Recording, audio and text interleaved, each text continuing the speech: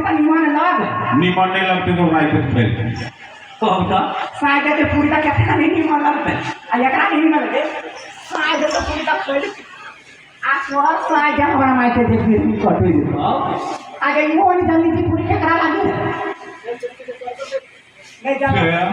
उद्या इथे तर खायचं नाही की बदला बाना दिन